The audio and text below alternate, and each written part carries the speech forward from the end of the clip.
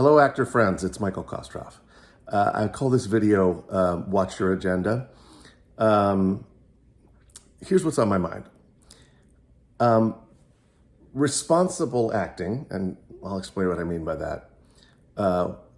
Responsible acting honors the text, honors the story you're telling, honors the information that you're given by the playwright or the screenwriter. But what I'm talking about today applies much more to theater.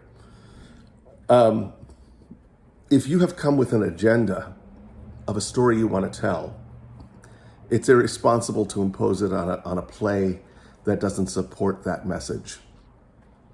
I've got a couple of examples today.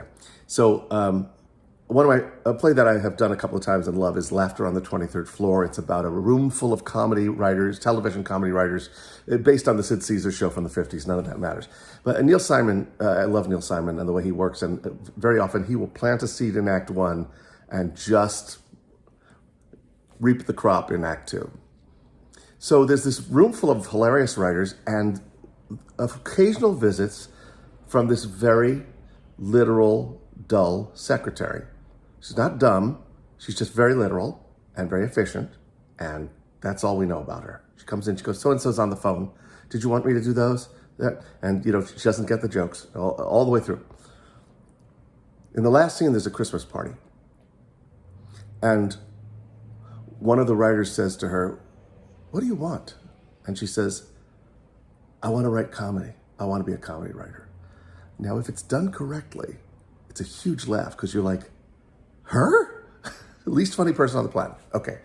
One of the times that I did the play, I was talking to the woman playing this role, and she said, "I think that the character of Helen really is a good comedy writer, but she's not getting a chance because she's a woman." I appreciate the message of feminism. It's not in the play. It's actually not in that character. There's actually already a female writer on staff who holds her own and then some. But Helen is there to give us the contrast between the muggles, as I like to call them, and the artists. And I've seen it done, and it's a huge laugh. But when this woman did it, it was her desperate dream to be a writer. And all of a sudden, she was trying to make that the story. That's what I mean about bringing your own agenda in a way that fights what the play is. I was working on another play that I was directing, and doesn't matter what it was, doesn't matter.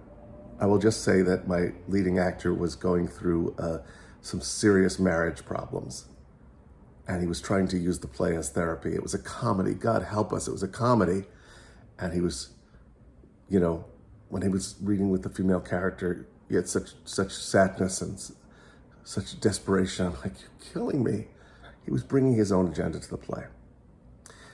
This also applies often to period pieces.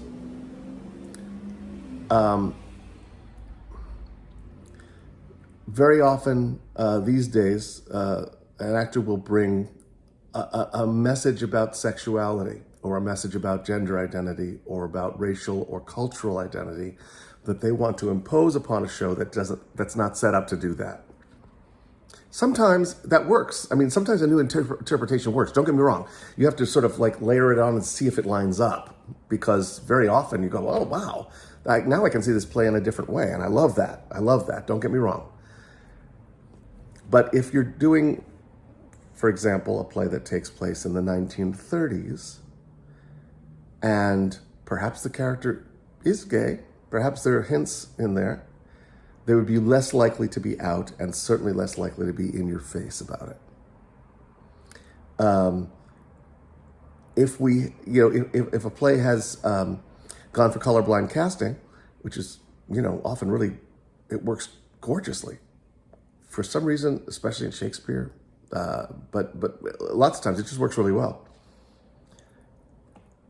It sort of ruins it if you take that colorblind casting and try to wedge in a message about racial relations.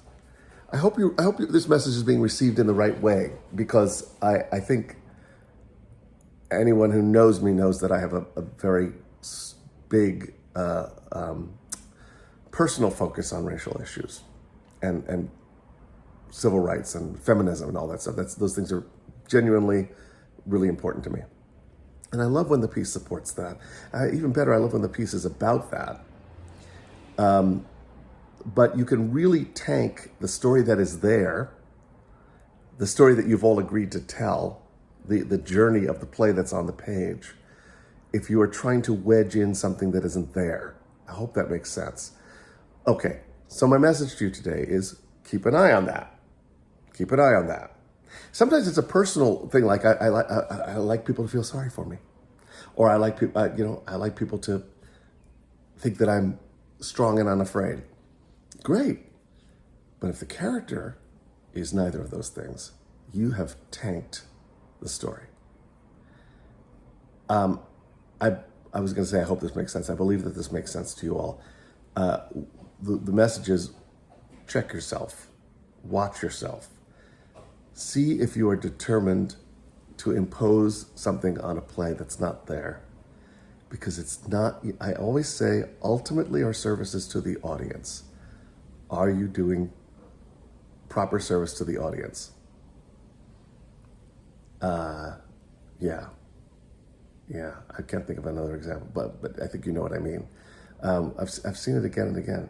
Especially this thing with period pieces. It's like, I get it. I get the message. I get the stand for equality.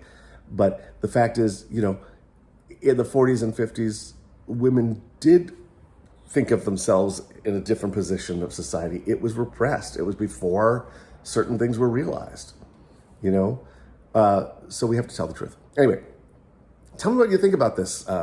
Maybe controversial. No, I don't think it is. I think every actor understands this. But man, I've seen it too many times and I want it to stop. So, all right, friends, I'll talk to you next week about other things. Bye.